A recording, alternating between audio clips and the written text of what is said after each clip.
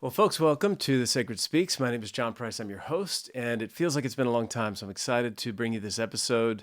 I'm deep in the trenches of writing a book, and so most of my time right now is teaching or writing, and the podcast, despite the fact that the frequency has not been up, I will get back to every other week as soon as I can, and as soon as this first draft is up and rolling. I'm eager to connect you all with the folks I have interviewed today. Because I've benefited from being in their container. This is Keepin and Cynthia Brix from Jerry. I'll explain all that in a second. I'll start with their bios, then we'll get into a couple of housekeeping details and get started. Dr. William Keepin and the Reverend Cynthia Brix are co-founders of Gender Equity and Reconciliation International, an organization that's led 280 intensive trainings across 12 countries to foster healing and reconciliation among people of all genders. Cynthia, an ordained interfaith minister and co-director of Satyana Institute, brings a diverse background in spiritual leadership and social justice. She holds a master's in divinity from the Ilif School of Theology and a double master's in wellness management and applied gerontology. Cynthia has led interfaith retreats and organized international conferences on spirituality and gender equity, including one that brought together women spiritual leaders from Buddhist, Christian, and Hindu traditions. Together, they've developed a transformative method for gender reconciliation, emphasizing compassion, deep listening, and mutual respect. Will, a former mathematical physicist, that's funny, he's a quantum physicist, it's wild, and he speaks a lot of languages, with a PhD in applied mathematics, is also a scholar in sustainable energy, global warming, and the intersection of science and spirituality. He has testified before European and Australian parliaments and the U.S. House of Representatives, and is a co-founder of the Satyana Institute. A seasoned spiritual practitioner, Will holds multiple degrees in East-West psychology and mathematical physics, and is the author of several books, including Divine Duality and Belonging to God, and I've really been enjoying getting into his material.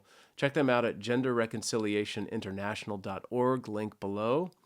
And also, it's exciting because the Center for Healing Arts and Sciences, check us out at thecenterforhas.com. A boutique integrative wellness practice that my wife and I, Leila Scott Price, and I created many moons ago. We will be co-hosting the retreat.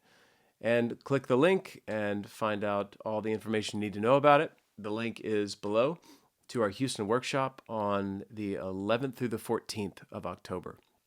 Space is limited, so if you feel the call, please reach out, at least get information.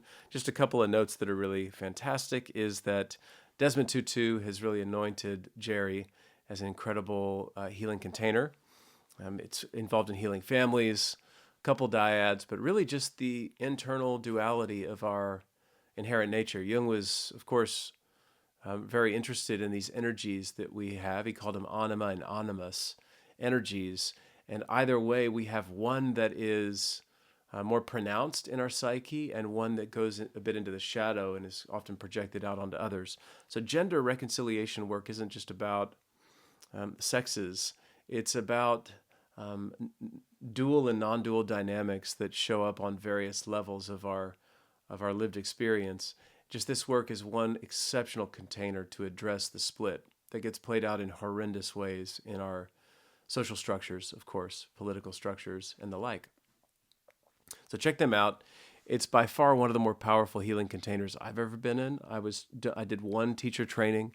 My wife did the complete teacher training, and so she'll be a facilitator at this upcoming workshop in October.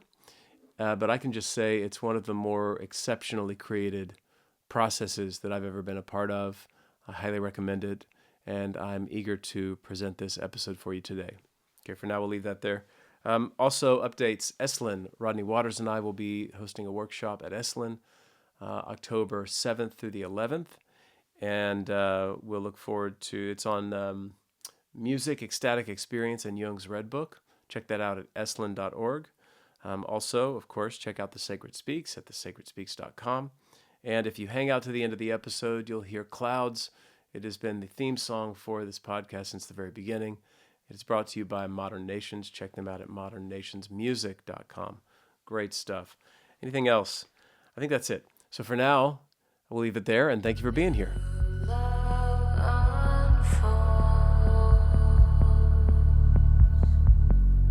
Control. I have a special love and affection for you both. So it's awesome that we finally arranged the time, Cynthia and Will. I'm so excited y'all are here to have this conversation. Your book is right back there, and I've loved reading every bit of it. What you guys do in the world is fantastic. I'm a benefit. I've benefited from your work, and I look forward to engaging you today. And I'm just thankful that you've made the time for us to sit down. Welcome to the Sacred Speaks. Thank you, John. It's really lovely to be here, and we're excited to have this conversation. Absolutely. A great privilege to be on this podcast. We've seen some of the other episodes, and it's a very inspiring podcast. Oh, thanks, man. Very well executed. So it's an honor and privilege to be here today. Thank you.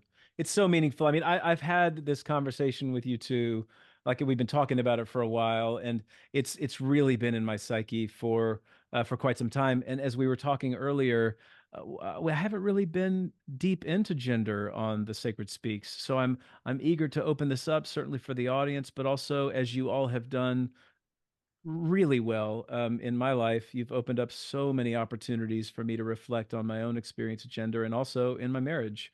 I mean, when I first encountered your work, my wife had your book, and that beast back there, she read cover to cover and she wouldn't put it down. And I was like, I've got to get a piece of what's going on in there because like that's amazing. And it's so well done and so informative. And then to also benefit from coming into your container that you've created for this gender reconciliation work. I mean, from a human individual perspective, but also considering that my wife and I shared in the experience, we're better for it. So thank you for what you do. Thanks for being here. I am stoked as well, y'all. That's great. Thank you, Jeff. Let's get cracking. So, of course, one of the things we want to be mindful of is I'm curious about you both separately and individually, and what brings you into this work. And then as the pace of our conversation will go, we'll start coming together in the way that Jerry functions and how you operate as a cohesive bond. But I am curious about what brought you into being interested in spiritual work in the first place. And so this is our opportunity to get a bit of a bio on who you are and how you got to where you are today. And so I'll just lob it out. Whoever feels inspired first, let's dig in. So the question is, what brought us? Who are you? Who are we connected to, and what is the spirituality in our life? Kind of. Yeah. Okay. Yeah. Totally. I'm a mother of two children. Patrick, who's 40, and Emily, who's 34, and we have a granddaughter who's 5. And that is really important to me to name first, because that's not only part of who I am, but how I brought life onto this earth. And it's also part of the gender piece, right? And the spirituality piece. So, I start there. My background with educationally is I have a master's degree in wellness management and gerontology. And also I went to school, divinity school. So I'm an ordained interfaith minister. And that's an interesting piece there of why interfaith. I'd say more interspiritual, if you will, because I was raised Unitarian Universalist, and then I broadened that from those roots into more interspirituality, and my practice is really multiple religious belonging, if you will. And I have different teachers from different traditions, primarily Hinduism, Buddhism, Sufism, Christianity, that inform my spirituality and my life. And my practice is contemplative meditation, primarily finding the silence, moving into silence to help guide my life and my actions. And really, with the work that Will and I do in the world, in our community, that is so important, to have some type of spiritual foundation. And broadly speaking, we have people in our work who are devout Christians or devout Muslims or Hindus or Buddhists, and some who are nature lovers and dancers, and movement is their practice. But to come into that place that we really connect with the interdependence of all, and the of the meaning and purpose of our lives on this planet, I think is really key. I'll just say a little bit more and then hand it over to Will to share. But when I was a little girl, I grew up with atheist parents, and I remember seeing Martin Luther King Jr. speaking, and really feeling that what he was saying resonated so deeply in my heart. My parents were atheists, but they were also activists. We were they was out marching against the Vietnam War, doing neighbor to neighbor race relations work in the 60s. And I remember thinking when I heard King that in his I have a dream speech of if we could just if we could see the little kids, the brown boys, the brown girls, the white boys holding hands together, then just as my vision of what King was saying is that if I could see that, the more people I could know, the closer I would come to the divine. And I had atheist parents, so I couldn't mention prayer, but that was like a living prayer in my heart, right? Don't you dare talk about that stuff. That's right. Not dinner table conversation. That's right. The more people who are different than me, thank you, Will, that was an important key piece. Yeah. And at one point, a few years ago, sitting in South Africa, I looked around the circle of people that had gathered, and there were people of all diversities, both with gender and race and culture and religion. And I thought that prayer that I held as a little girl was actually manifest right there in the circle of beings that gathered. And so that's part of how I live, of the more people I can know who are different than me, the more meaning I have in life, and the closer I come to God. I'll just complete by saying I came into the Jerry work, the Gender Equity and Reconciliation International work, with an invitation from my mother, who came to a workshop about, I think, 28 years ago. And she came home, and she had done the whole workshop, as well as holotropic breath work, off breath work. And she said to myself and my brother and his wife, I want to gift you by sending you to this work. And for whatever I screwed up in your life, this work will heal you. What a great mom, I mean, what a weirdo, a total weird, oh my God, that's amazing. He was like, okay. And so you never hear about that, Cynthia. Like, that's incredible. 24 years later, and here I am. So more to say. I'll hand it over to Will now. I just to say something, Cynthia. I mean, because it's weird where you're saying, like, I had atheist parents and we couldn't say we were interested in God or the divine.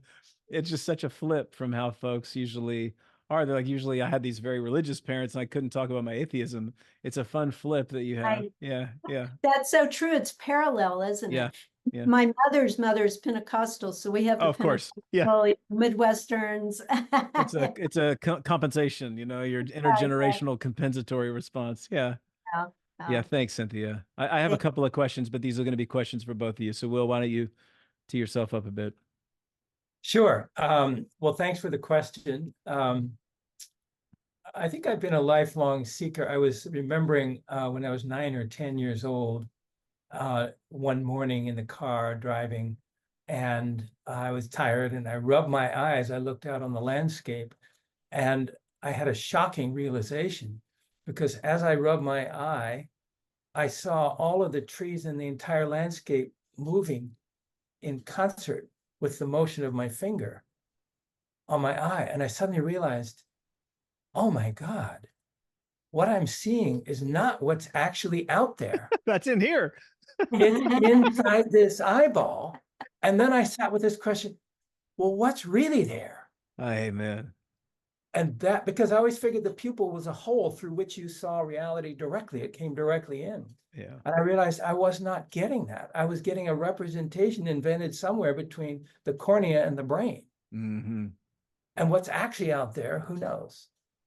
And so there was a deep question. Actually, I sat with that question, and then there was a brief kind of opening of the veils, a kind of revelatory moment. Of course, I was 9 or 10, whatever, but it was a very deep experience. And I was also then trained as a scientist. And of course, science is a form of inquiry.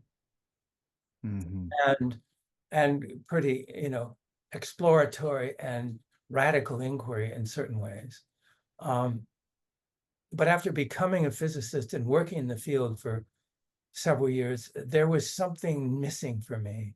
There was a deep yearning of the heart and the soul that was not met by the practice of being a quantum physicist.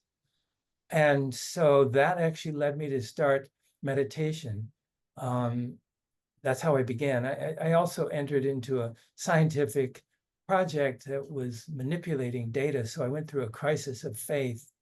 And it was in the midst of that crisis that I basically started practicing meditation. And then that led to the beginning of a whole spiritual quest. Yeah. And I had a number of, I'm anyway, go sorry. ahead. I'm sorry. Y'all flip-flop things.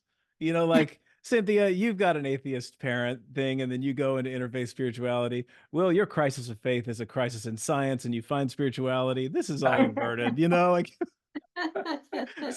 sorry to jump in, Will. No, it's true. It's really true. And so anyway, it's been a long quest from there. And my interest and passion has been driven by the depth of experiences that I've had in meditation, and some facilitated by psychedelics, and also the profound experiences we've witnessed in the work that we do, the breakthroughs, and working with holotropic breath work and other non-ordinary states of consciousness, and being introduced to the unbelievable richness and splendor and majesty and incredible intricacy of the human psyche. And the profundity of all that. So it's been an amazing journey, and that is endless and continues. Yeah. Well, will you go a little bit into, just for anybody that doesn't understand, when you talk about quantum physics, will you talk a little bit about some of the assumptions and the process of becoming a quantum physicist and what that language system is all about, and kind of tap on that a little bit? Sure. Quantum physics emerged out of classical physics. Classical physics was essentially the science of Newton and Galileo, and discovered the basic mechanics of the universe, how things move and flow in the physical universe. Quantum physics emerged because classical physics failed on certain levels. It gave wrong predictions for the microscopic processes. And it also gave wrong predictions for the macroscopic process, the cosmic dimension, which is why Einstein developed relativity theory. But quantum physics then was a revolutionary set of discoveries that reformulated the nature of matter and energy and how they interact, and the very nature of matter itself, which had assumed to be composed of solid little balls called electrons and protons. And it radically revolutionized that, and that all of matter is ultimately just fluctuating energy. And so matter is not ultimately solid or real. So that model of the atom with all the little doohickeys and doodads doesn't really exist? Is that what you're saying? That's correct. Yeah. Basically correct. It doesn't exist in the way that it's conceptually presented in that little model. But the other thing, that the particular angle on quantum physics that I got very interested in began with the work of David Bohm, who was a close colleague of Albert Einstein's. They worked together at Princeton. And neither of them bought the kind of standard interpretation called the Copenhagen interpretation. Basically gives a statistical description of reality through the Schrödinger wave equation, which basically determines a set of probabilities for the different outcomes of a given experiment. it doesn't say which one is going to happen, but it does give you the probability of these different possibilities. But Einstein and Bohm both felt that's not the whole story. There's a deeper underlying reality that that is not visible to our scientific instruments. And that's really running the show. So that led David Bohm to reformulate quantum physics in 1952. I mean, I'll just cut this very short, but since you asked. But the other thing that quantum physics was showing was this inherent non-locality of the universe. And just to give the basic example, if you have two entangled photons or particles, and you send them far apart, like very far apart, like tens of light years apart, then if you do a measurement on one, it turns out the other one is immediately impacted. And according to physics, including relativity theory, that shouldn't happen because nothing can travel faster than the speed of light. So this idea of the instantaneous interconnection between everything in the cosmos and everything else is something that comes from quantum physics, but Einstein couldn't accept it. He called it spooky action at a distance, and he said it be real. And yet David Bohm took it at face value and redeveloped quantum theory in a new model of quantum physics in 1952. And that non-locality has been tested in a series of experiments over the last 70 years, really. And just 2 years ago, 3 physicists shared the Nobel Prize for proving that the dreaded spooky action at a distance is real. There is this fundamental interconnectedness of everything with everything else that's immediate, that transcends both space and time, and is actually the foundation for what's called the second quantum revolution. So I love it because I started following it in 1982 when Elaine Aspect did the second set of experiments. I was very excited because I realized this could actually prove mysticism in the sense that it could prove the inherent oneness of the totality of existence. And I had had some of those beautiful non-dual awakenings in meditation of the inherent oneness of all that is, the isness of the essence of the cosmos. But you know, that was an experiential inner psycho-spiritual experience. But to have the laboratory instruments actually showing now that everything is foundationally connected to everything else, it points to a fundamental oneness of the entire cosmos. And that to me is a kind of the closest thing we have now to scientific proof of that inherent oneness of all that is, and essentially something that the mystics have been claiming for millennia.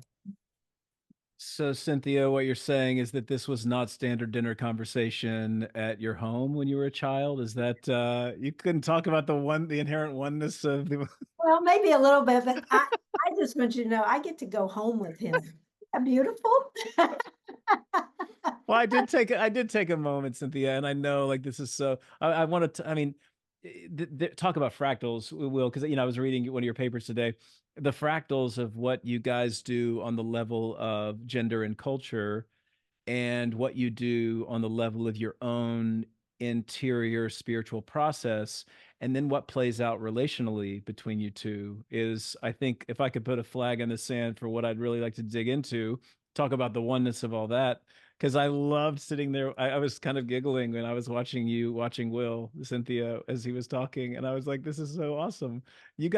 And I see him watch you when you're talking. And so y'all are, ain't y'all a pair? It's because that's one of the things Bernardo Kastrup and I talked a while ago. He's a computer scientist and philosopher, and one thing he brought to my attention is that he would say there are three questions or three problems that science can't attest to, they can't answer for, and it's what is matter, what is psyche, or what is consciousness, and how do these two things interact? And so much of the work that y'all do is that, as it manifests on all these layers, where do these things interact? And so, Cynthia, I want to bounce back over to you for a moment to talk about what is spirituality to you, and like kind of dig into what when you said the two words spirituality and God or divinity, I'm curious what that means to you. And then Will, same question will be to you in a sec. Hmm. Hmm. That's a big question. I know. A lived experience, isn't it? Yeah. For me, I think where I'll start is because I did grow up with atheist parents, and I want to say my mom opened spiritually over in the latter part of her life. She died about 13 years ago, too early at 72. And when she was going through a dying process, she really welcomed death in. And she had a sense of curiosity about what was next. And so that was such a gift for not only me, but our family to learn from her of being able to step into the new, whatever that was. So it's a big question, because what is spirituality as a lived experience? And it is being in this manifest realm for sure. I'm an activist at heart, and the place of finding that unity, that oneness with all beings, to the remembrance that we're all here in this incarnation, finding life, finding meaning and purpose. And that meaning and purpose for me is whatever this incarnation of what I've been born into and what I'll live and then die back into is part of that. Doing it in a contemplative way with as much mindfulness and heartfulness as I can. I'm a bodhisattva at heart, probably, in the Buddhist tradition. I'm not inducted. What's the word for that? I haven't taken vows as a bodhisattva. It's truly in me, of knowing that part of a big portion of my purpose here, maybe all of my purpose, is to find peace and harmony and lift people up into their own consciousness, their own awareness, the highest purpose that they can be here for. And for me personally, that means a connection with something greater than myself. And I call that God. It's not a male God, not a white male God with a beard in the heavens. In fact, my dad, when he would ask me, well, how could you believe in God? And I said, well, Dad, the God you don't believe in is the same God I don't believe in.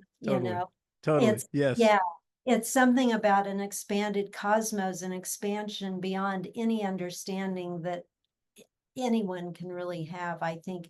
And at the same time, the religions and the spiritual traditions have pointers in the wisdom tradition of those faiths. There are pointers that can guide us and lead us on the pathway. And a big part of my spirituality is going back to the prayer I had as a little girl that I mentioned, of finding God or finding the divine through human relationships and relationships with non-human beings on this planet. That includes the planet itself. Yeah. So I want to point that there's this thread in what you're talking about. You've referenced it a couple of times about being an activist at heart. And so there's this kind of socially engaged component of your spirituality, that your calling on this as a bodhisattva is to be for others, to bring about the wellness and transition or transformation of others. And that, I think, is such a powerful calling, that yours happens to be social, on a kind of interpersonal level, is where one of the ways that you find that spiritual and divine connection. That's very true. Yeah. And also in silence. Yeah. So it is with the people, and it's also in the silence. And I'd say the first two commandments are also very dear to my heart, of, love God with all your heart and soul, and also love neighbor as yourself. And I try to live by those every part of my life. Beautiful, Cynthia. Thank you. Yeah. So, Will, same, and of course, kind of taking that same opportunity, I loved your reference to the Dalai Lama and the four. Yeah, I was going to start there. Go, yeah, go. Because, well, actually, what I see spirituality as essentially a discipline and praxis of merging with. It's a knowing by merging with the essence of the cosmos, foundation of what is. So it has this quality of becoming the thing you're seeking to know. And I heard a talk, and what reminded me was when you brought up that from Bernardo Kastrup, those three mysteries, because I heard a talk by the Dalai Lama, this was back in 1990, in which he said, if you want to know the deepest secrets of the universe, there are 4 steps. First, explore the outer physical universe, essentially the cosmos as we see it and experience it. Second, explore the inner invisible universe, the unseen realms of consciousness experience within. Third, explore the relationship between those two. And fourth, he says, from those 3, you can come to know the deepest secrets of the universe. And so the first one is essentially the domain of Western science, explore the outer physical universe and how it works and how it functions. The second one you might say is kind of Eastern science, or where the Eastern tradition has excelled with inner epistemologies of meditation and self-inquiry, the inner. It's also there in Western spirituality, but it's essentially the spiritual quest for understanding the nature of the invisible. Third, the relationship between the two. That's where it gets really interesting. And that's where what we might think of as the esoteric sciences come in, the relationship between the non-material and the material world. And then fourth, of course, is, as the Dalai Lama said, you can come to know the deepest secrets of the universe. And to go back to David Bohm for a moment, he developed, and again, this is just one paradigm, but it's nicely contained because he developed a theory of what he called the explicate and implicate order. The explicate order was kind of normal science, science of the whole visible universe. Implicate order was inner science, the science of the invisible, the unseen realms. And then he put them together in what he called the holo movement, which was the relationship between the two. There's this deep, intricate interpenetration at every level of existence between the visible and the invisible, between matter and consciousness. And broadly speaking, because you asked, where does this all come from? It's almost like form and emptiness in Buddhism. You have form, which is manifestation, and you have emptiness out of which manifestation comes. And there is a kind of ecstatic congress between these two principles that gives birth to reality. And in the case of Bohm, what he discovered was that third step has a fractal-like structure. That's why he called it the holo movement. Holo meaning holographic, movement meaning it's all dynamic and in kind of flux. But the key there is that each part, in some sense, contains the whole. Each subset contains the full of infinity within itself. And this is demonstrated mathematically through fractals like the Mandelbrot set, but it also is a principle of consciousness. And the reason that you can know the deepest secrets of the universe is precisely that step 4 that the Dalai Lama is referring to, is precisely because consciousness itself has a fractal structure. What that means is that the fullness of the entirety of the cosmos is contained within the depths of the human being through the doorway of the heart. And that we can know the infinity of divinity through the gateway of our own hearts. And so as above, so below becomes as below, so above. If I go deeply into the depths of my own being, the nature of cosmic being will be revealed within. And that's because of this third step, the relationship between the consciousness universe and the physical universe has this fractal structure in which each part has access to the totality. And therefore, each one of us has, through our own gateway of our own heart, access to the infinite. I think a lot of people start to get mind blown and just glitch out and like just go right by the things that we're talking about. I mean, so often I find that there's such a barrier to entry when it comes to science and religion and spirituality. There's language systems, there's theory, there's orientation, and so you brought a phrase into one of your papers, Will, the epistemology of the heart. And I want to plant that seed for both of you to talk about a little bit, because I know that's near and dear to both of your hearts. And so whoever would like to start, I want to move into some of that heart space as we're talking through these really deep concepts, and also to understand what a fractal really is. So let's get into that. Well, the epistemology of the heart, epistemology simply means how do we know? It's the theory of knowledge.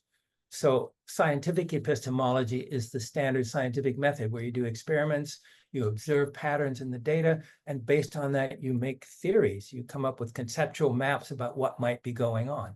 That is an epistemology. The epistemology of the heart is to know by melting, by merging.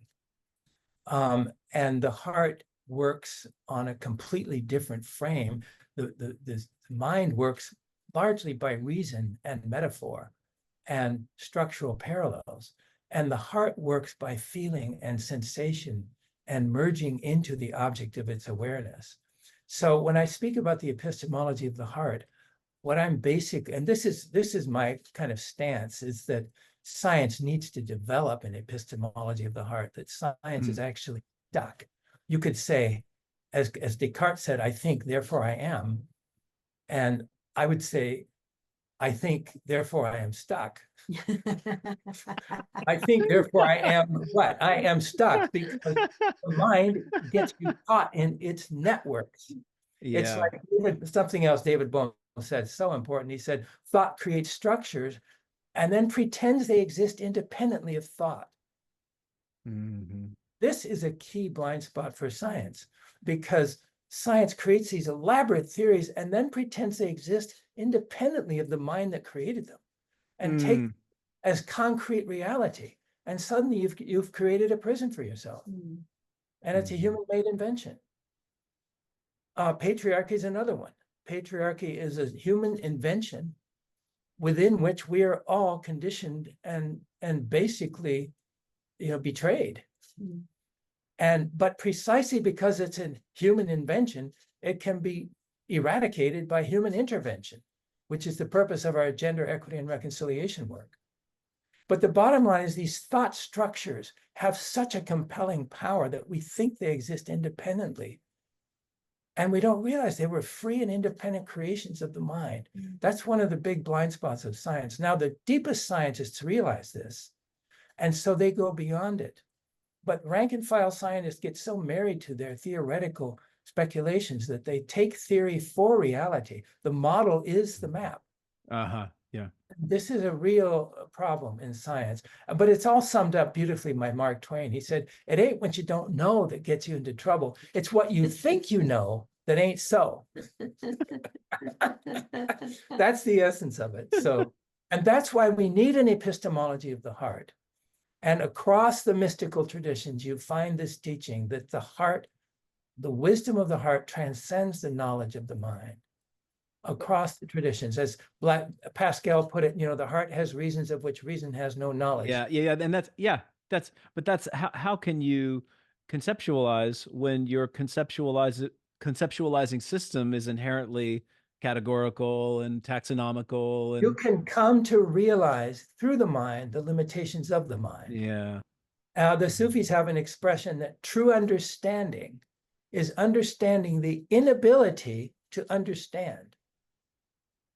So did John. And what they mean by that, John of the Cross, right, said the same thing. He said, to advance on the spiritual path, you come to a place where you must go beyond all understanding.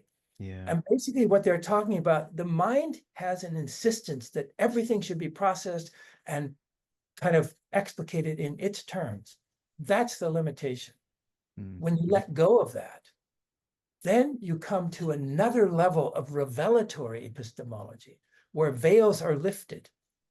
That's the epistemology of the heart, a whole veil that you had been taking for reality is suddenly lifted, and behind it is another whole reality. It's like, oh my God. Mm-hmm. And then that veil can be lifted, and there's another reality. And Mm. then you realize these veils, each one is a world unto itself. But if we take that world for the world, then we're deluded. Mm-hmm. And so that's how I understand the epistemology of the heart. It also has the power of love and compassion intrinsic in it.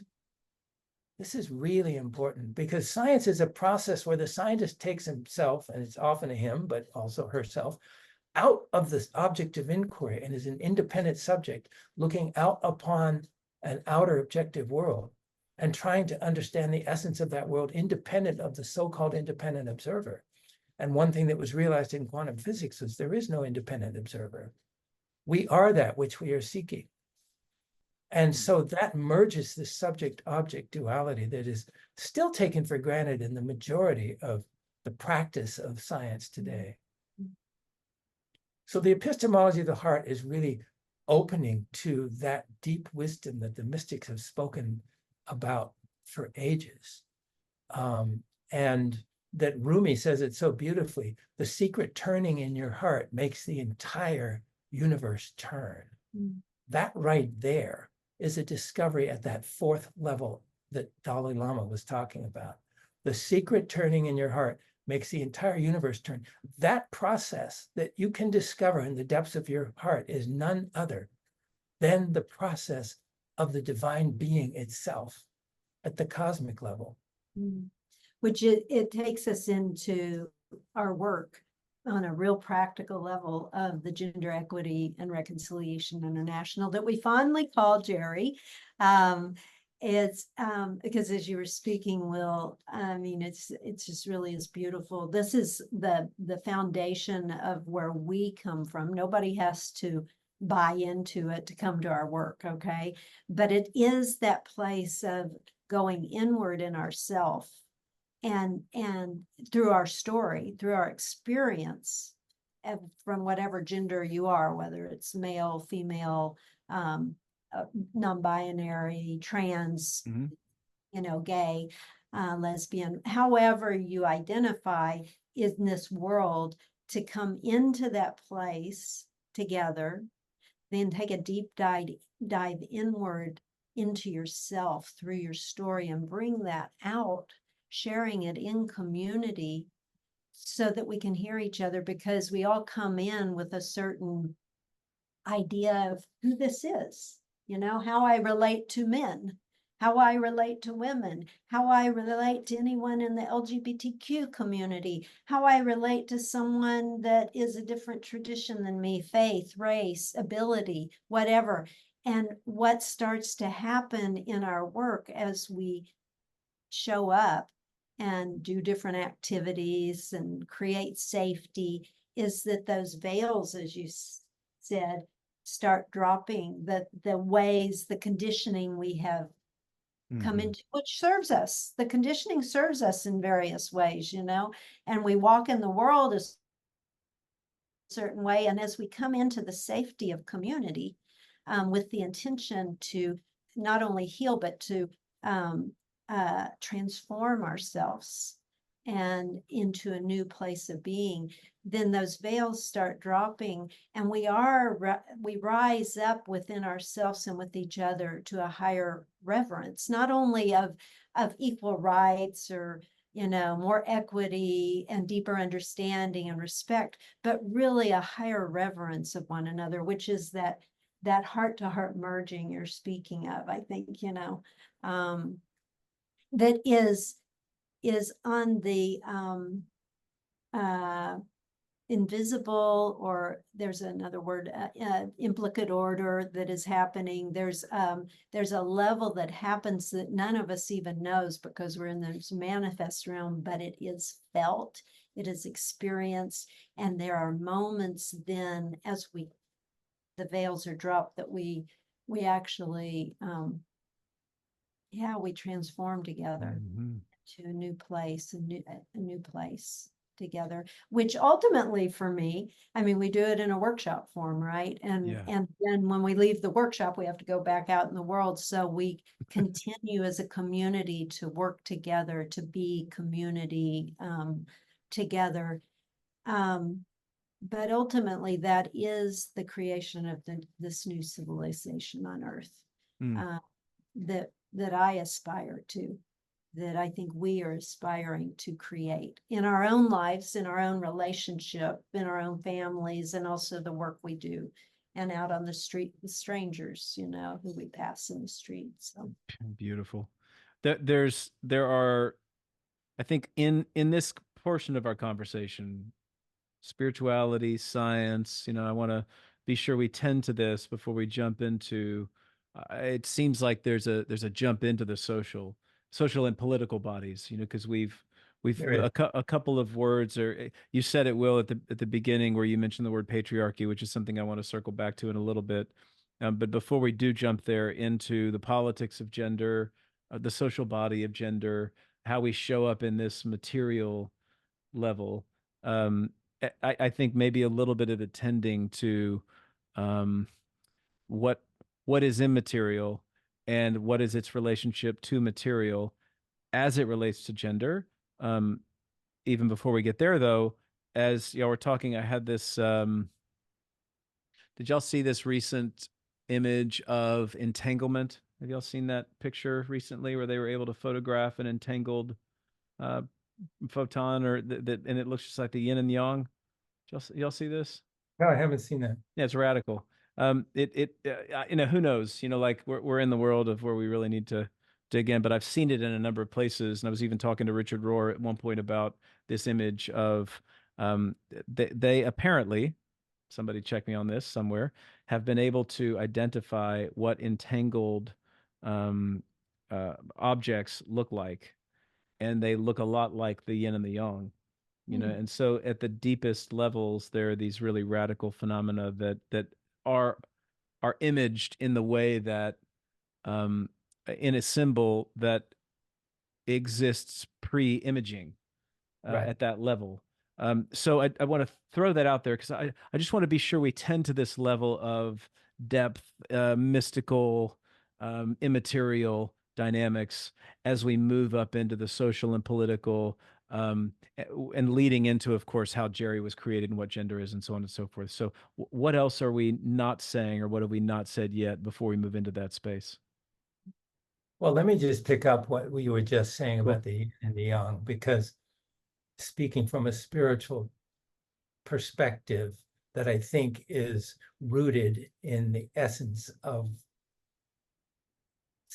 really across the traditions, we see this kind of duality in religions between a kind of yin and yang, whether it's called form and emptiness, like in Buddhism, yin and yang in Taoism, or, you know, goddess and God, you know, masculine and feminine divinities, perhaps in the Western traditions.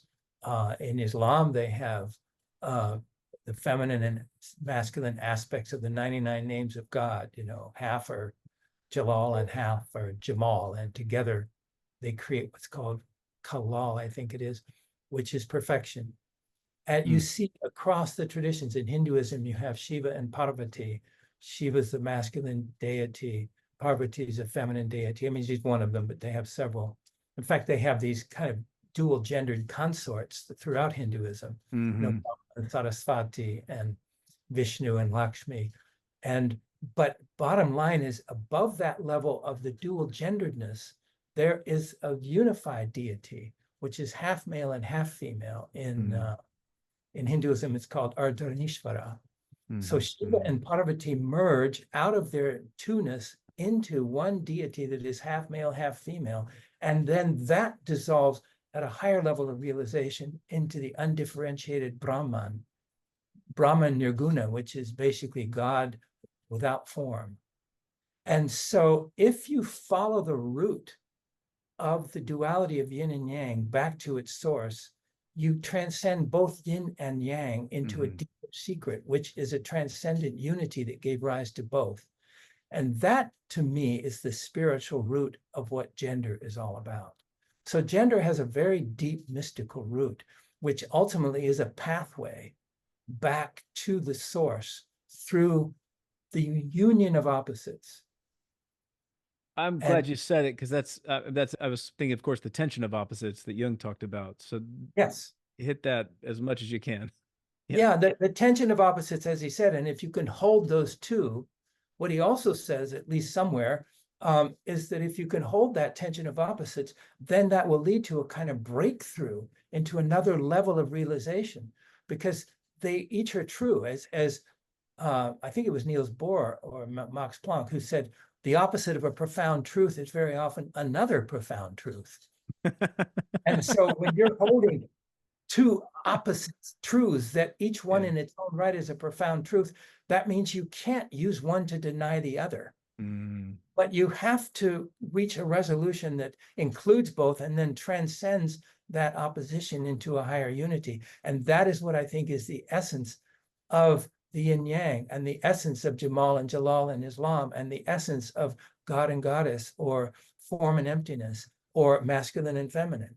So that this is a deep mystery of, and then gender in its highest form is a pathway to non-dual realization through the union of opposites. So that would be my sort of spiritual definition of gender. And gender then becomes a spiritual pathway in that verticality of it.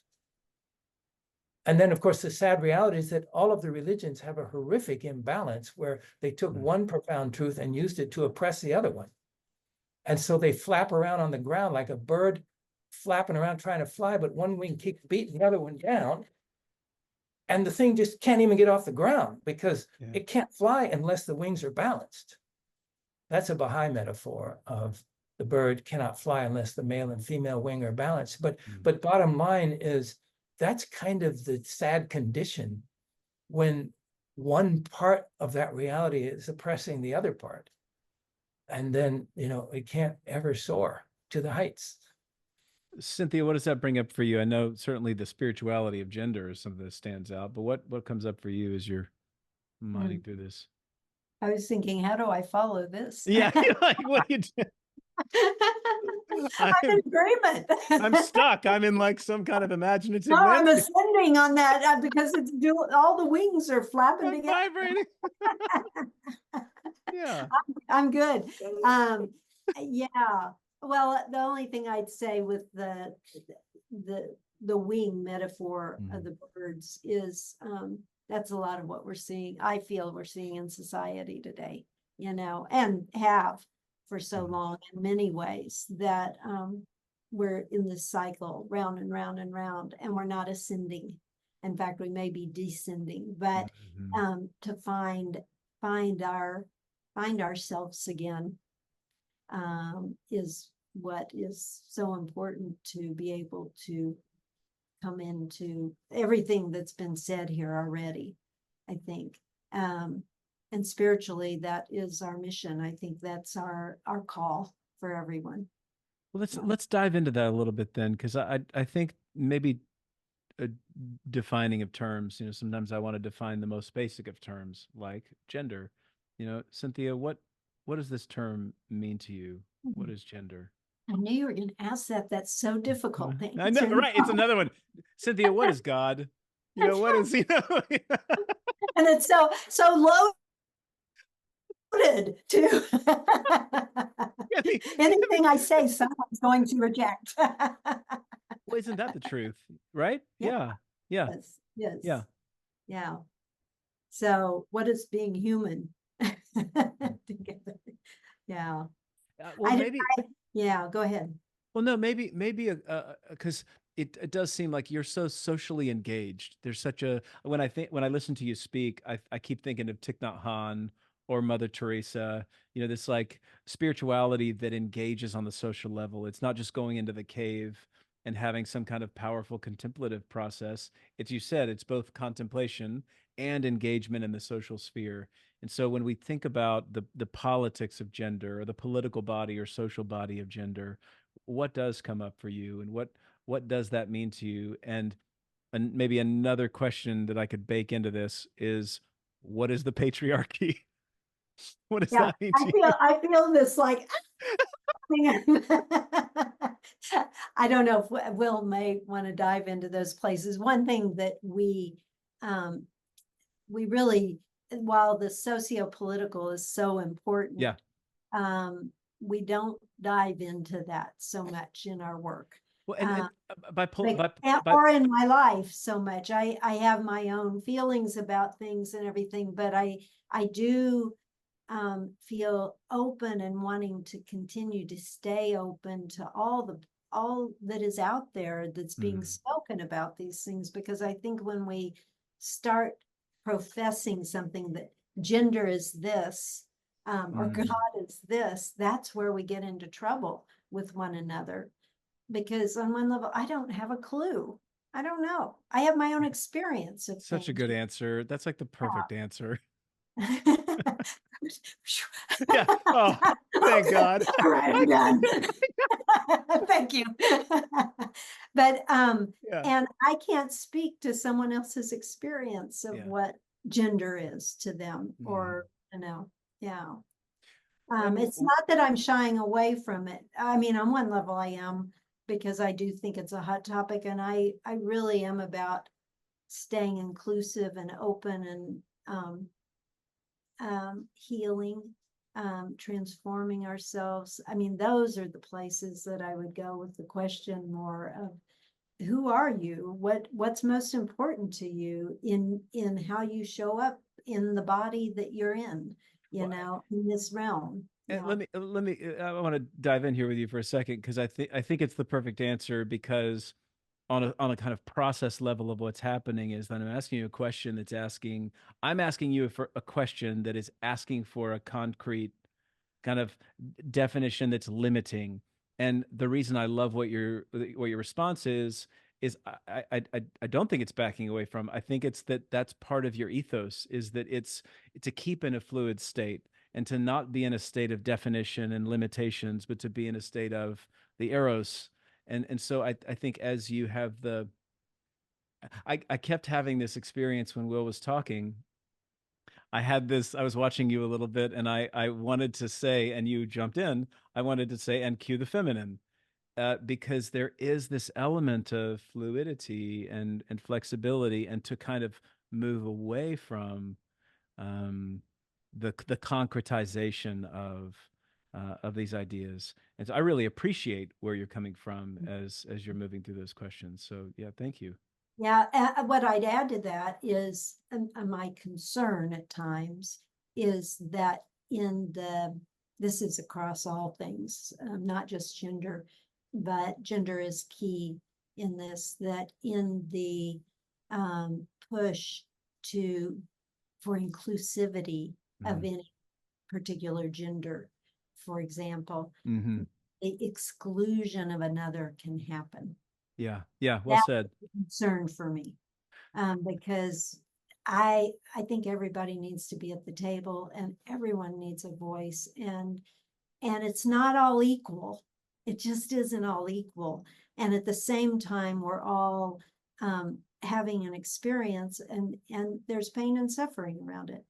And there's profound places that we can meet to rise again, as I was saying, to lift each other up and really hear each other. And it's not all equal, even in our personal lives, because what a woman is experiencing in Africa or India is vastly different than what I'm experiencing in North America in many ways.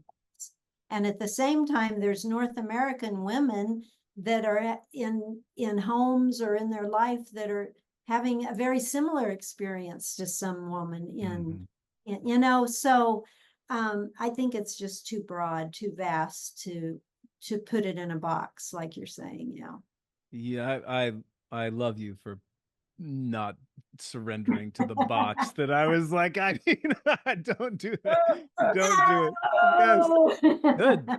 Good. Because speaking of, when I say political, I'm not necessarily meaning what we mean when we think politics in modern times. I mean, right. in the way that polis of the city is like the kind of dynamics of the way that humans convene in mass.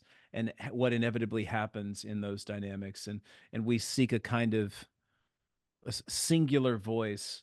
And to your point, it really shuts a lot of voices out when we're moving towards the one and not the many. And so I appreciate your answer. And it also inspires me. I want to jump to you, Will, to see if anything comes up for you, but I want to also read some of the stats that you present in the book in a moment. But Will, what is, as we're kind of dialoguing here, what's coming up for you as Cynthia and I were laughing about our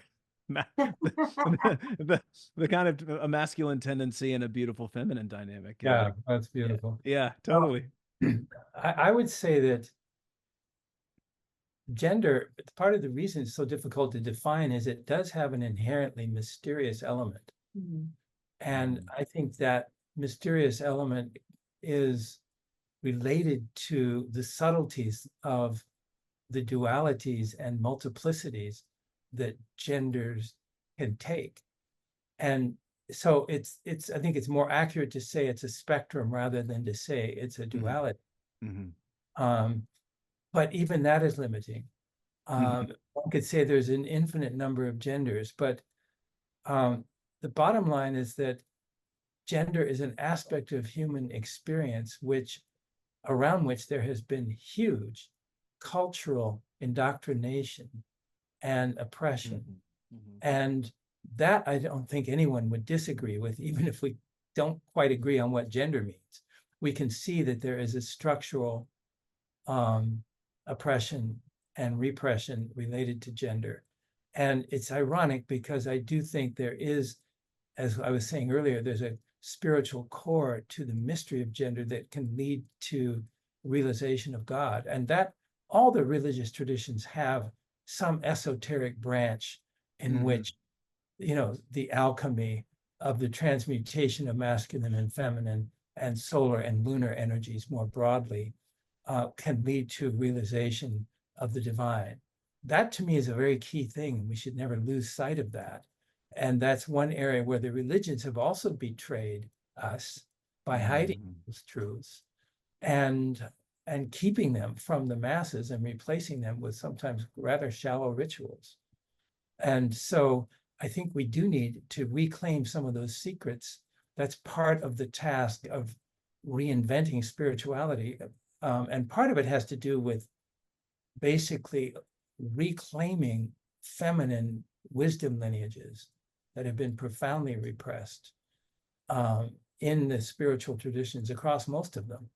And so there's an urgent need, in my view, to reclaim those lineages and that stream of feminine spiritual consciousness, which has been suppressed. And when that comes back, I think that this communion of masculine and feminine will become more naturally a part of religious experience, and the accessibility to those deeper secrets of realization of the divine through that unity. I mean, Jesus spoke about it, in the Gospel of Thomas, when he said, when you make the two one, so that the higher is like the lower and the inner like the outer, so that male is no longer male and female no longer female, but male and female become a single whole, then you shall enter into the kingdom of heaven.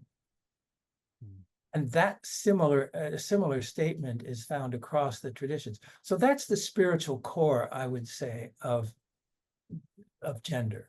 In terms of the practicality of it, and I think it's important for us to get practical, and maybe I'll just cut to the chase with one example from our work. It brings us right down into the present moment. Good. Because what we do in our work is we create a field for people to speak the truth of their gendered story, of their experience of being whatever gender identity they have or they identify with. And that itself could change over time. And that creates a conversation and a level of connection and unveiling that is just simply profound, because of the cultural conditioning that has been so strong and rigid, and because of the exploitation along gender lines. And just to give one example, in one of our programs, we do create circles where people tell their story, their personal story of gender and sexuality. And we create a lot of safety around that as much as we can, and holding of the communities so that these stories, most of which are untold, and certainly normally untold in normal society. Even in therapeutic settings, we often hear people say, I've never shared this story before. And in that context, there's a level of truth-telling that causes the veils to drop. And as it is said, the truth shall set you free. And I would say deeper truths set us more deeply free.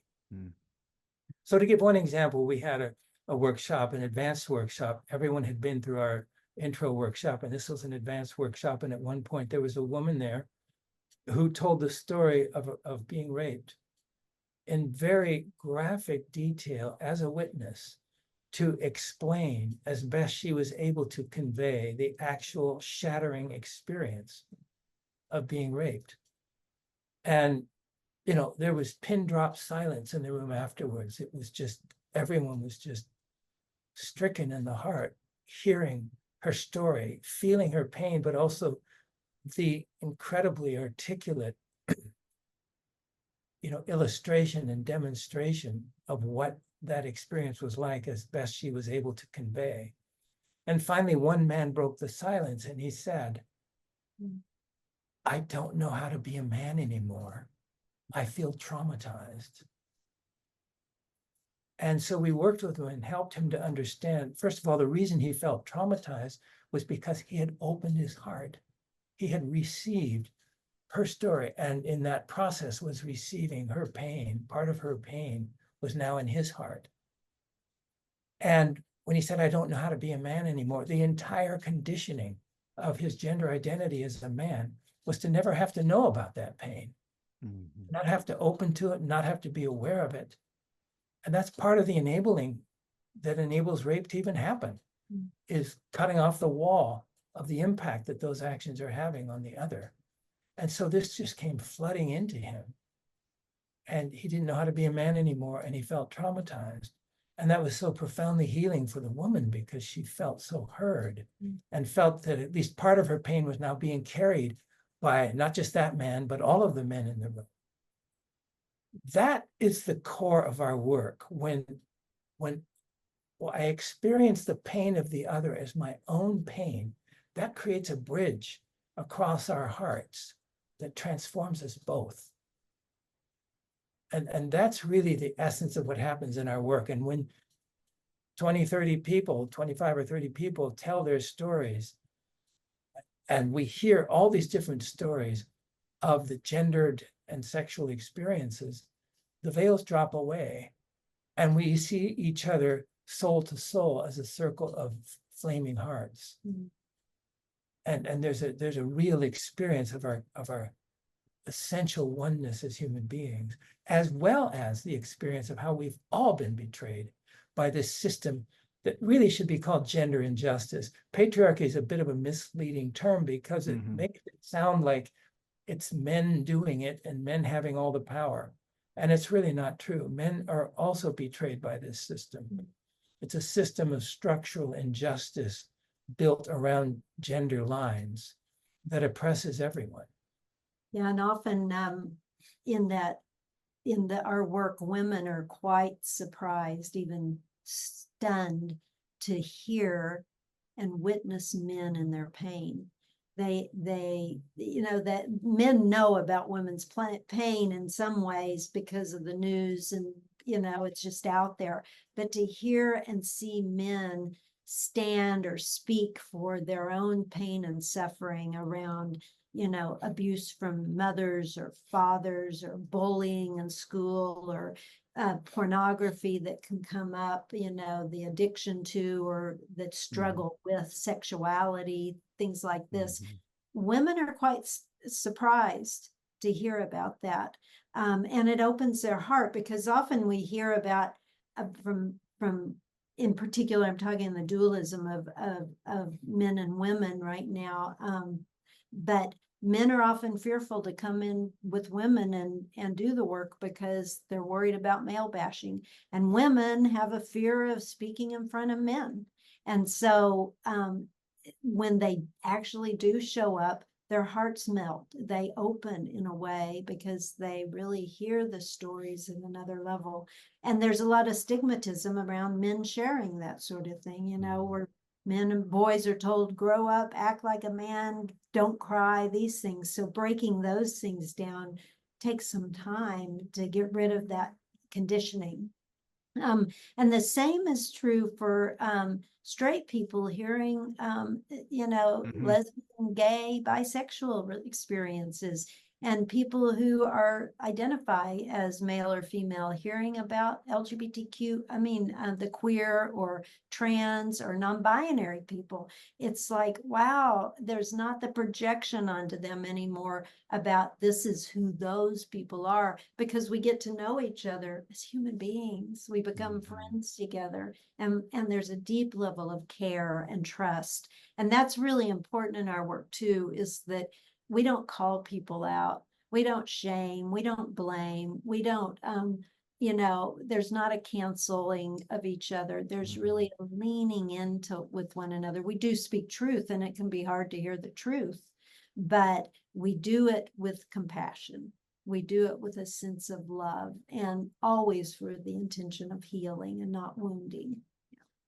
Well, and I'm glad we started going there. And I do think maybe some framework around Jerry and what Jerry is. And then you're already going exactly where we need to go, which is, I know that my experience being in your container was that I felt open to share in ways that I hadn't before. And I think of myself as a very open and willing to be vulnerable person. And I was open. There was even more opening, as you said earlier, Will, like the veil came down and it was like, there's more there, And so let's get practical for a minute and get deep into the heart. What is Jerry? Why do y'all carry this torch? What have you seen through the process? And, how has your life changed because of it? And what have you seen in other people's lives? Let's go there. Well, Jerry is a project that emerged out of a need and was never planned initially.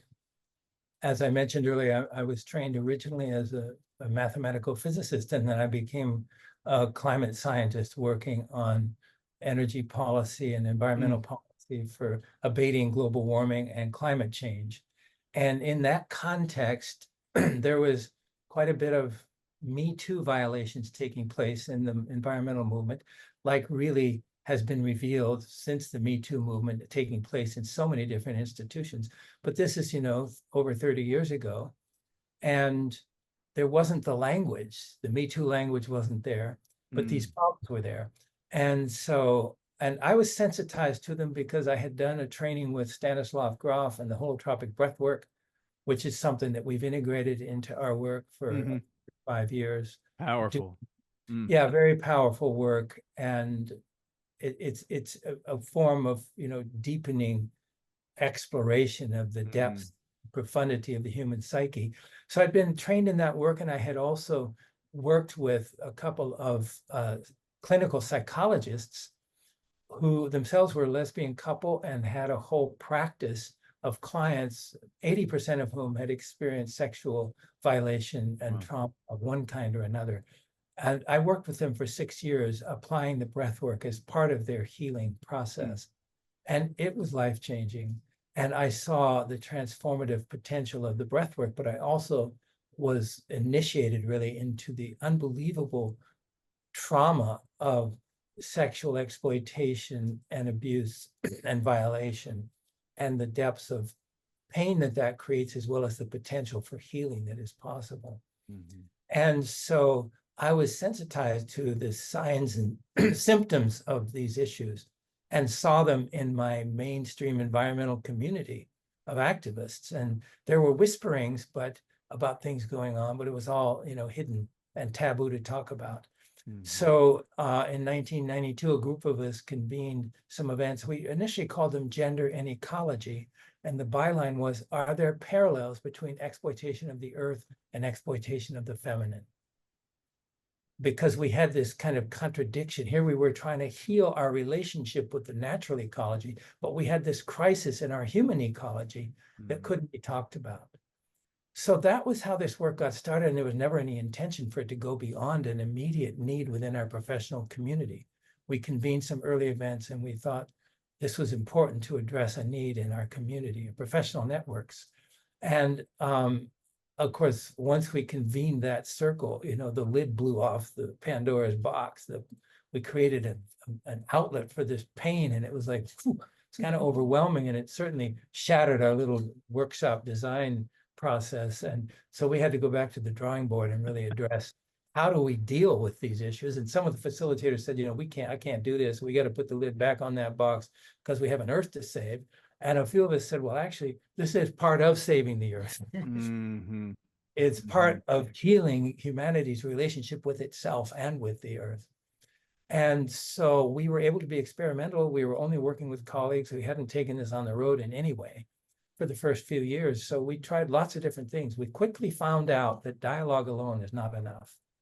Talking through the issues. I remember, just to mention David Bohm again, he developed a whole dialogue process, which you may be aware of, out of the inability of Einstein and Bohr to talk to each other because they disagreed about the interpretation of quantum physics.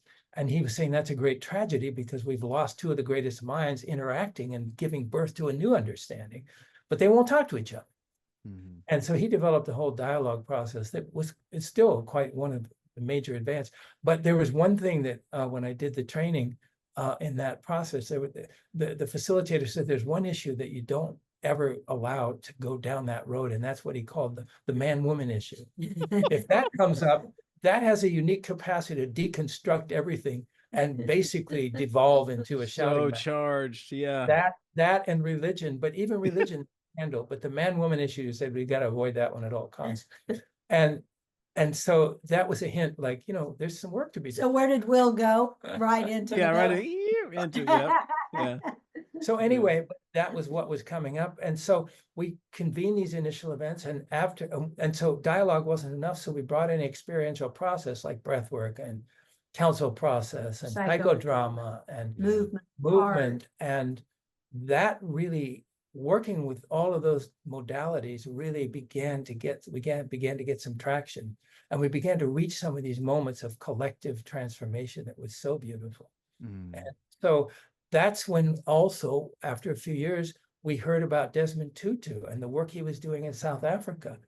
And that's when we changed the name to Gender Reconciliation, because the principles of truth and reconciliation that he was applying for racial healing in South Africa, we realized we need the same thing for gender healing and transformation. And so we changed the name to Gender Reconciliation, and then later Gender Equity and Reconciliation. And then that's how the work got started. And then we started getting invitations from beyond our professional networks, particularly from academics, from clergy, and from therapists, all of whom were hearing through some connection about what we were doing and hearing good reports. And so they wanted to find out and then invite us to do our work in their kind of domains. And that's when we started needing to develop the work more and develop a way of presenting it to new audiences. And that led eventually to the training program, the facilitator training program. So it just kind of grew in stages. And then we got invited to India in 2001 and South Africa in 2003, neither of which we had any sense of ever doing, wasn't on our horizon. And that took us into other cultures. And then it just expanded from there. And now we've done the work, I think, in 18 countries, and we're training facilitators. That's primarily what we're doing, is a facilitator training program. Yeah, go ahead. We have about 80 new trainees ready to grow their wings and launch. They've been growing their wings. They're getting ready to launch. And from Kenya and India, Egypt, North America, and Latin America and Spain. So that's very exciting. And Korea. So the work itself is the Reverend Dr. Martin Luther King Jr., who I mentioned was my hero and my mentor afar when I was 8 years old.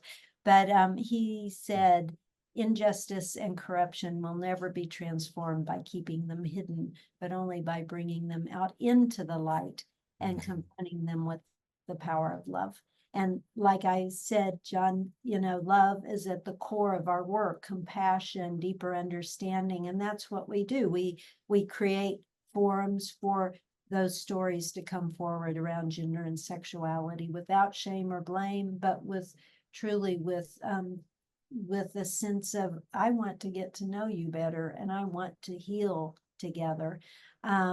It's not, couples come to our work. We are a married couple, which there's a whole romance story there. We've thought about writing a romance book. Our daughter is a romance author and she's doing very well. And we thought we need a Jerry romance book because we have a romance story that would go over real well.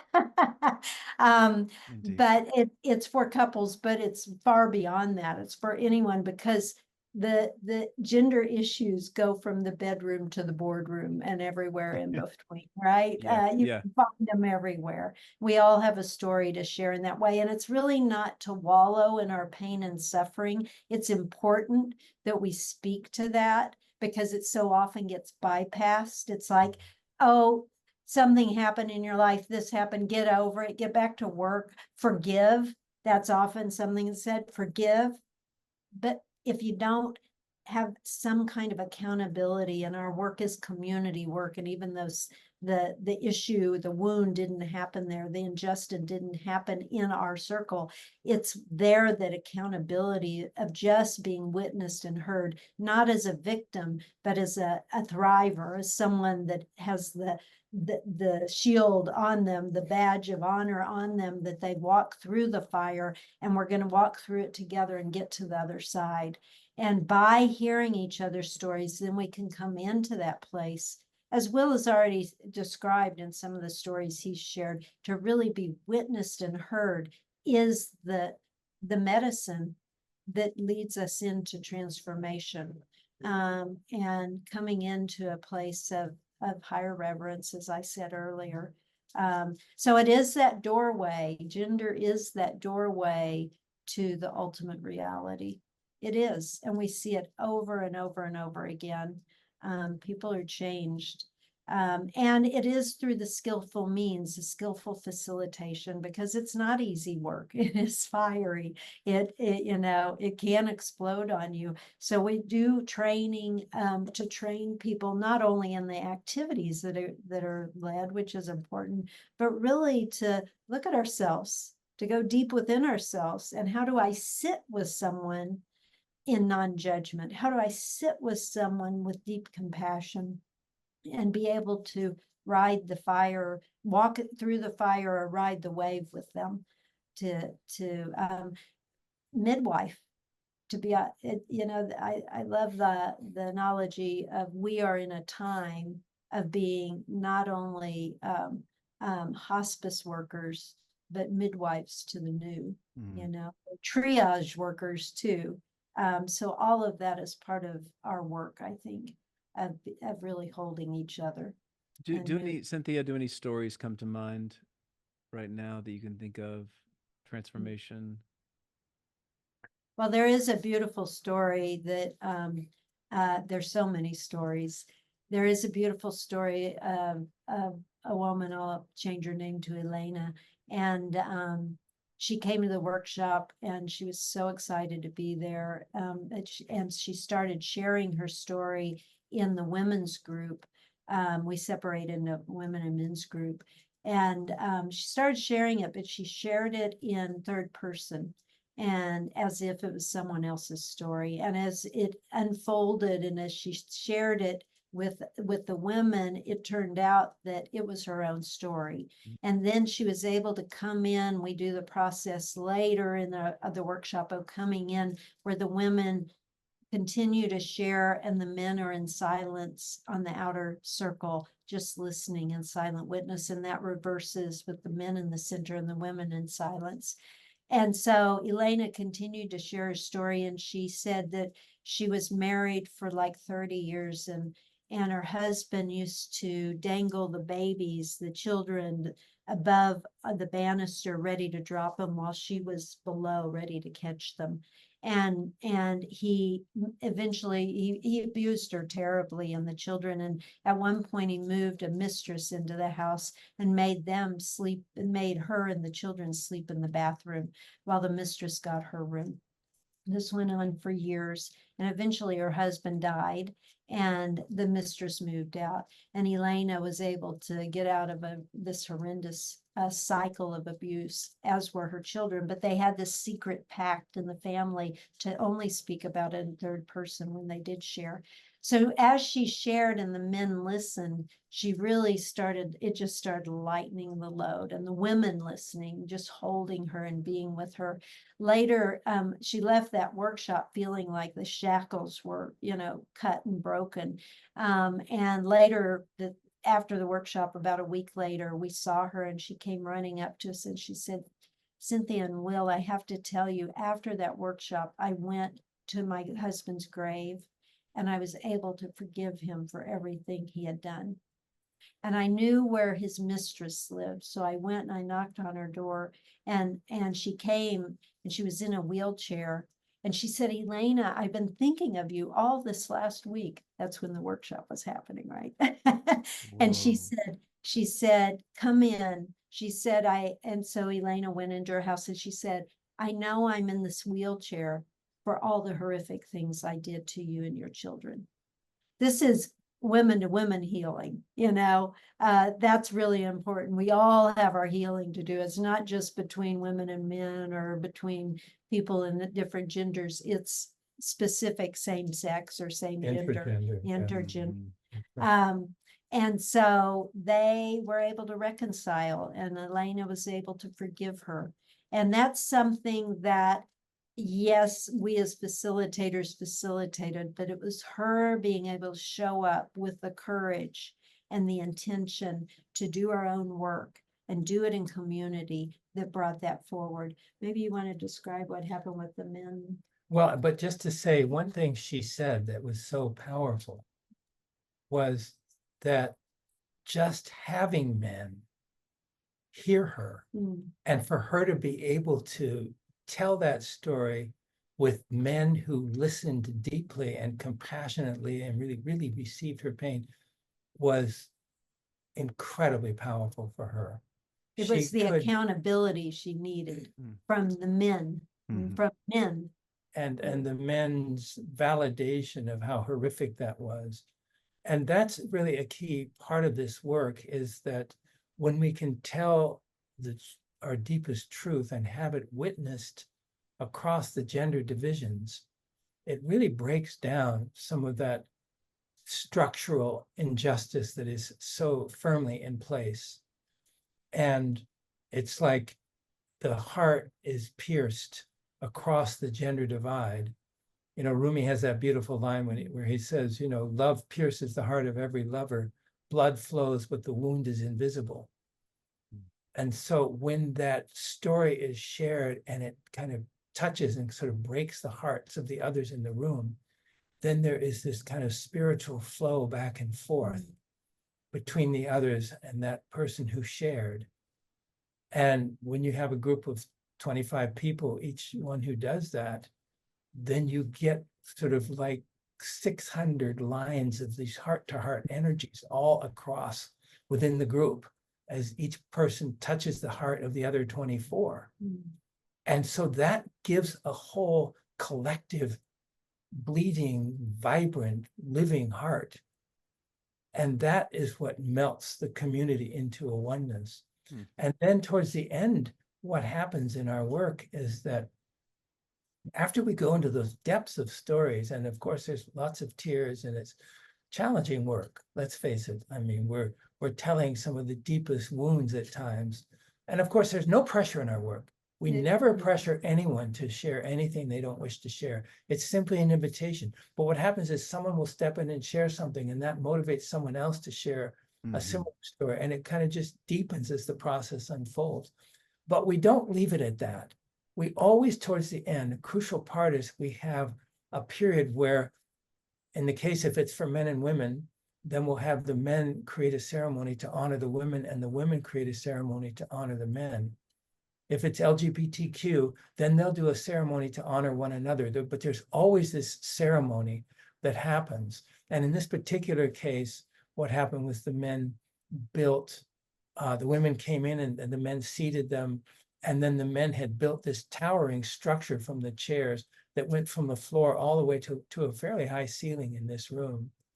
And then the men came out and they stood in a line and they said, these chairs represent the patriarchal system, and we commit to dismantling it and bringing it down and doing our part in bringing it down.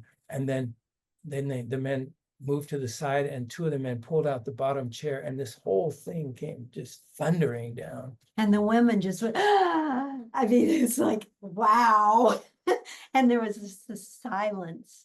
And then the men took ash and marked their foreheads in committing to that declaration of breaking the patriarchy down. And then they came with warm water in a bowl, and they invited the women, they asked the women's permission if they could wash their hands, and gently did that. And for many of the women, including Elena, she and others had never felt the safe touch of a man before. And that in and of itself was just profound, it's just, and so the workshop ended, the ceremony ended from the men, and then the women also had created a beautiful ceremony to honor the men and their experience of each other. So yeah, it's a beautiful, that's one of the beautiful stories. And there are many, many. Yeah, I've read your book.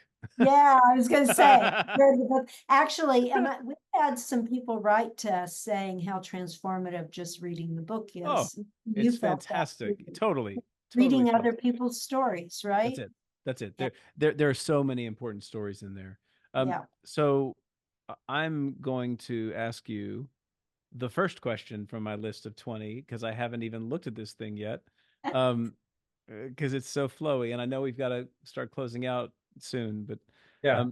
How can individuals and communities begin to address and heal from gender-based trauma? What are thinking practically speaking, you guys have a fantastic container, but what about people listening? How do people move in that direction? That's beautiful. Well, obviously, we feel that our particular work is something that's needed everywhere and still exists almost nowhere. We've introduced it in a number of places. Obviously, there are many different things people can do in terms of, first of all, finding a way to do their own personal work in relation to their gender journey. That could be through therapy, that could be through writing, that could be through, some groups have created a book club where they read our book and then discuss, just from reading the book, what is brought up for them. And there's been several of those book clubs, particularly in Korea, where that's how the work got started there. Someone found our book, and then they were inspired, and they started a book club, and then they ran several of these book clubs, and then they decided to finally come to a workshop, and then now they're in the training. So, that's one, that was their pathway. I think what is sadly largely missing in our culture is a community healing process, which feels so important for this work because it's a systemic wound. The thing that we hear all the time from men in this work is something to the effect of, I knew women had certain issues and problems, I'm aware of the statistics, but I had no idea what it's actually like to walk in the world as a woman. That there's an awakening to that reality. And what we hear from men is, what we hear from women so often is, I thought men had all the advantages. They have all the power. I didn't know they had problems. We are the ones who have the problems. Yeah. And suddenly realizing how much men are suffering in this system. And then we hear from, heterosexual people, how blown away they are to learn about the magnitude of suffering that LGBTQ people are going through, that heterosexual people are not subject to.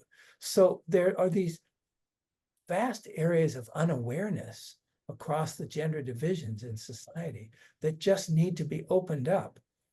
And however that can happen, although, as Cynthia said, it can be volatile, which is one of the reasons we created the process and the container we did, because it's delicate and challenging work. And so it is very supportive to come to an event like ours. We're not saying it's the only such work out there. Although we're not aware of other work quite like ours. Yeah, I You know, certainly there's recommend it. Well, But it is something that's why we're focusing on training facilitators, Yeah. because we're really trying to train as many leaders in this work to go out and bring this work to their communities. And that's been a very exciting process. We've trained about 300. We have 80 of them coming online now, finishing, including your wife. yeah. Thank you. That's great. And- We're benefiting from your process. Yeah. You know, so it's yeah. So, yeah, I want to just invite anyone out there, if you're interested in coming to our work, do write to us, come. Don't let money be an issue, know that there's an open door welcoming you. One of our dear friends, Pumla Gabodo Madikizela from South Africa, she's the director of the trauma and what's the title of I the forget the full title, but it's essentially the Trauma Trauma Healing and Healing. Forgiveness Center at Stellenbosch yeah, University. in outside of Cape Town.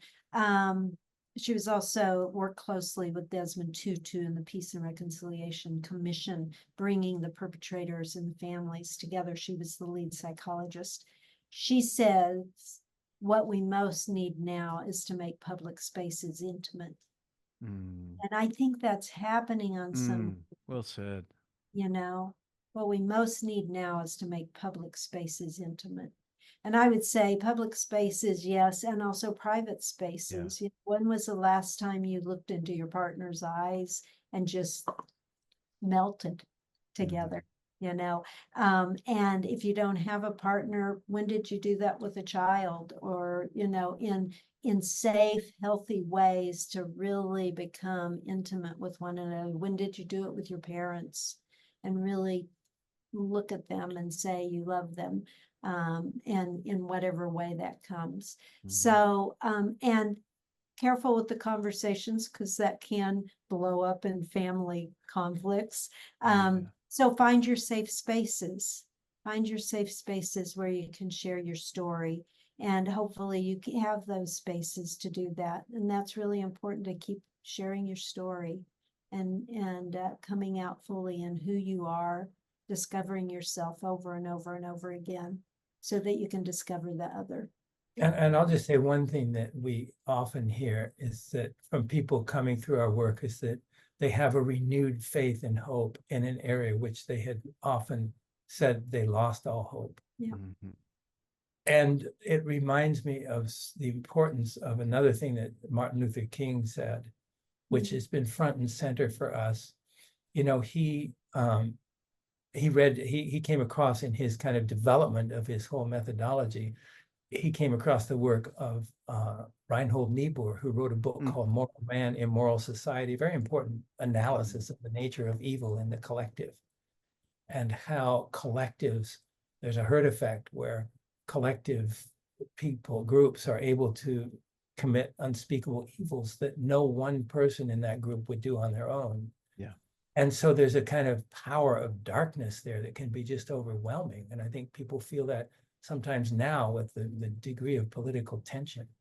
But what he said was that, and at first when he came across that, he was very depressed because Niebuhr was very accurate in his analysis of the darkness.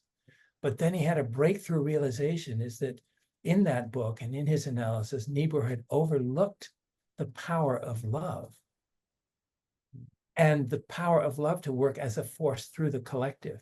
And the way that King put it, and well, he said, and that is rooted in our divinity, in the divine nature of human beings. And so the way King put it was, he said, if we do not balance our pessimism about human nature with optimism about divine nature, then we overlook the cure of grace. And the cure of grace is the power of love to work through the collective. And this is really important because we started this conversation with all this fancy quantum physics and highly theoretical concepts, but the bottom line is the power of love that resides in every heart, which is why I like to talk about the epistemology of the heart. And you don't need any degrees or fancy, credentials in any field to know that. you really tap into the truth of who you are. And through that, this awakening begins to take place. And what happens in our work is it's accelerated because we're in a group of hearts coming together to do this work together. Mhm.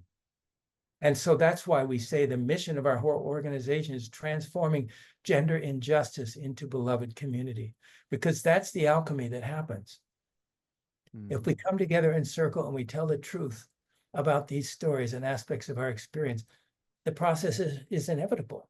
We move through the difficulty and pain, but then we come out the other side. And what was darkness, there's a light at the end of that tunnel, and it emerges into an awakening of this beloved community and in a heart-to-heart communion. And it's more than worth the price of going through the challenges. It's really lovely when you get there. It's lovely going through it too, And it's because a- you're being held so beautifully. Yeah. It is a metaphor for where we are as a human species. We are now trying to evolve to the next stage of our evolution. Humanity is not done being recreated. We are basically evolving. That's why we have the magnitude of crisis that we have now, because we have to evolve to the next level. And that's what's trying to happen now. And the reason that we in our project focus on gender is because there has been so much structural and cultural oppression and injustice around this particular issue. And therefore, it has profound healing leverage. If we can take it on, it has a very profound alchemical leverage to transform humanity, both individually and in communities. Well, that is a lovely point of closing. You two. So, is there anything else? I mean, I know I personally would like to talk to you all for 8 more hours, and we can go marathon it out. But I know we've got to close. So, is there anything else? I know there's plenty more. I know, but anything on the surface for you all that you want to be sure to say before we do close out? I don't think so. I think I'm good. I think I'm good. I think just to recognize that the power of love is truly the foundation of life. And it has the potential to heal all of these challenges. And in this polarized time, we must stay connected and determined to stand for love and for truth no matter what, because those are eternal. And all of the conflicts and polarizations are temporal. And nothing is more important than that, to stand for the power of love and live it in your life. Well, I love you both. We We'll love you too, continue John. together, John. Thank you so much. Yeah. What a blessing. Thank y'all.